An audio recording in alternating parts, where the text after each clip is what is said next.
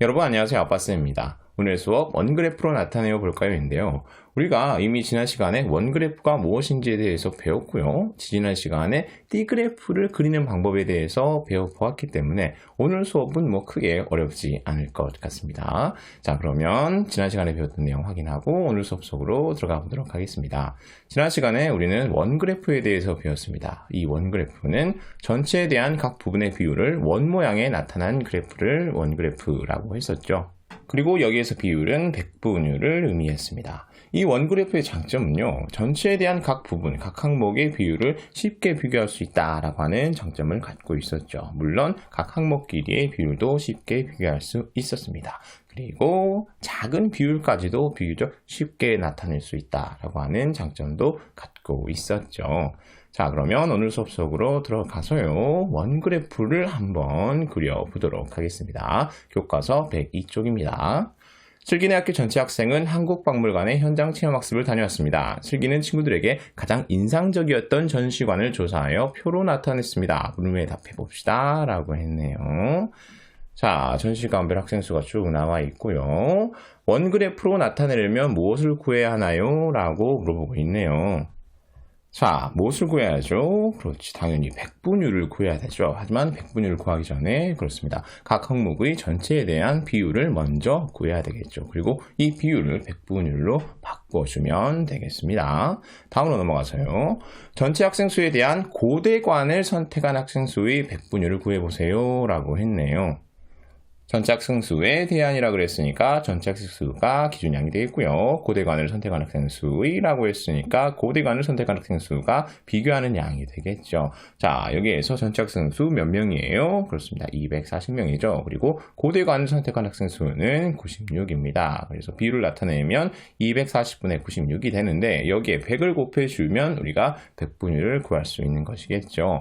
자, 같이 계산해 보도록 하겠습니다. 일단 눈에 보이는 0 떼어버리고요. 약분해주면 그렇지, 백분율은 40%가 된다는 것을 알 수 있습니다. 다음으로 넘어가겠습니다. 전체 학생 수에 대한 전시관별 학생 수의 백분율을 구하여 표를 완성해 보세요 라고 했네요. 자, 그렇죠. 이제는 각 항목의 백분율을 모두 구하라 라는 말이 되겠죠. 자, 일단 학생 수 불러오도록 하겠습니다. 그리고 비율을 먼저 구해야 되니까 어떻게 해야 될지 알아보면 자, 이렇게 되겠죠. 전체 학생 수가 기준이 되고요. 전시관별 학생 수가 비교하는 양이 되겠습니다. 이것을 분수 형태로 나타내어 주면 전체 학생 수 분의 전시관별 학생 수가 되겠죠.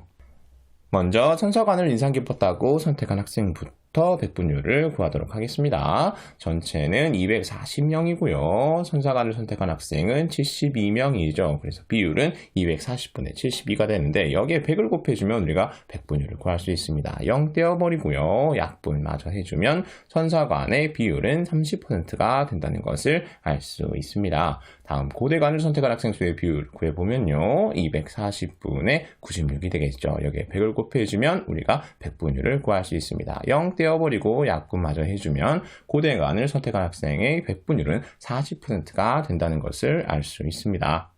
다음 중쇄관을 선택한 학생 수의 비율은 240분의 36이고요. 여기에 100을 곱하면 백분율을 얻을 수 있습니다. 0을 떼어버리고 24분의 36을 약분해주면 2분의 3이 되겠죠. 자, 2와 10을 마저 약분해주면요. 중쇄관을 선택한 학생 수의 백분율은 15%가 된다는 것을 알 수 있습니다.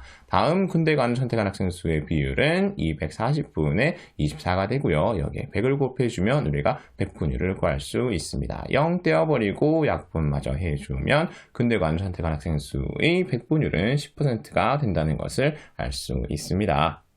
마지막으로 현대관의 비율은 240분의 12가 되겠죠. 여기에 100을 곱해주면 백분율을 구할 수 있습니다. 0 떼어버리고요. 24분의 12 약분해주면 2분의 1이 되겠죠. 그리고 마저 2와 10을 약분해주면 현대관 선택한 학생 수의 백분율은 5%가 된다는 것을 알 수 있네요.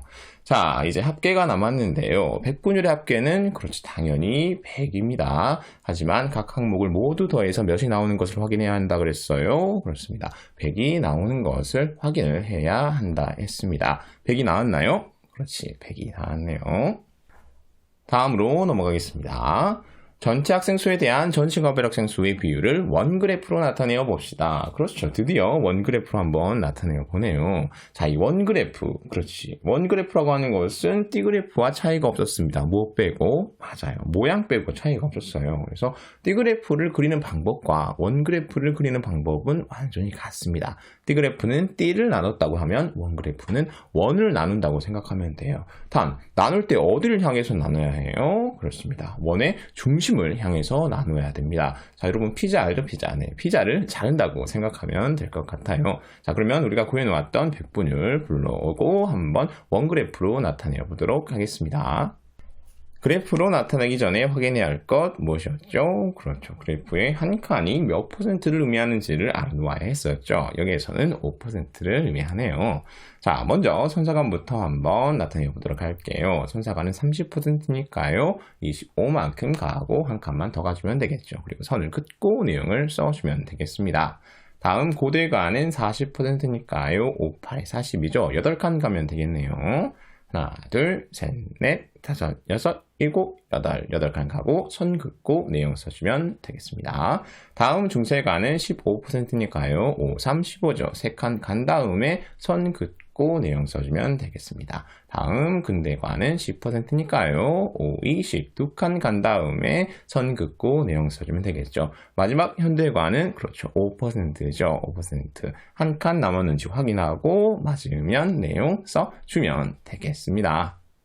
다음으로 넘어가서요. 원그래프로 나타내는 방법을 말해보라고 했네요. 자, 원그래프, 띠그래프와 차이가 없었습니다. 못 빼고, 그렇지, 모양 빼고. 그래서 띠그래프로 나타내는 방법과 동일하겠죠. 가장 먼저 무엇을 구한다? 그렇다, 백분율을 구한다. 그리고 우리가 백분율을 잘 구했는지, 그렇지, 각 항목의 합계가 100이 되는지를 확인해서 우리가 알 수 있었습니다. 그리고 각 항목이 차지하는 백분율의 크기만큼 선을 그어서 원을 나누어 주었죠. 어디를 향해서? 그렇습니다. 원의 중심을 향해서 나누어 주었습니다. 그리고 나눈 부분에 각 항목의 내용과 백분율을 써준 다음에 제목을 써주면 우리가 원그래프로 나타낼 수 있었습니다.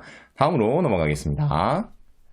선서관에 있는 시대별 문화지수를 나타낸 표입니다. 표를 완성하고 원그래프로 나타내어 봅시다 라고 했네요.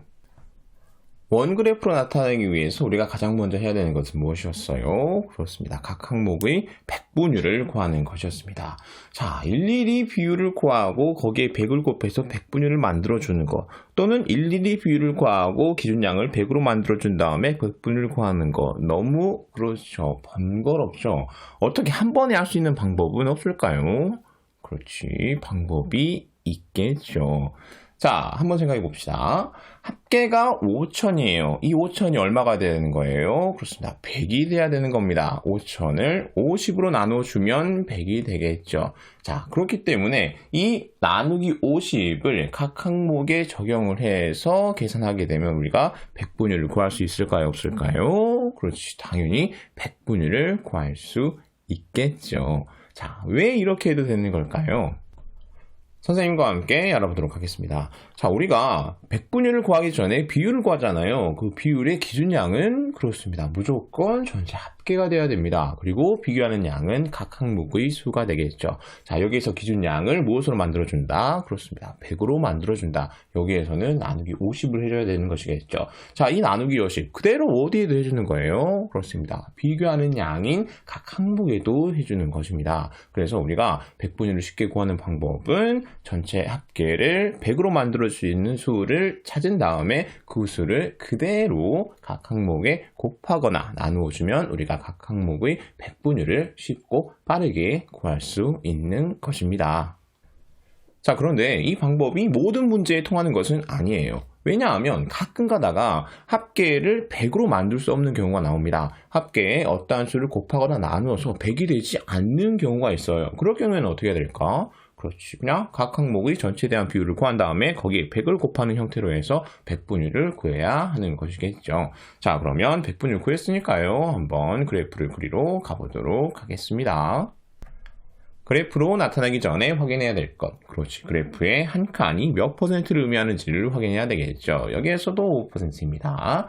그러면 구석기 시대부터 나타내 보도록 하겠습니다. 10%니까 5, 20, 두 칸 가면 되겠죠. 두 칸 가고 선 긋고 내용 써주면 되겠습니다. 다음 신석기는 20%니까요. 5, 4, 20, 네 칸 간 다음에 선을 긋고 내용 써주면 되겠죠. 다음 청동기는 30%네요. 5, 6에 30. 6칸 간 다음에 선 긋고 내용 써주면 되겠습니다.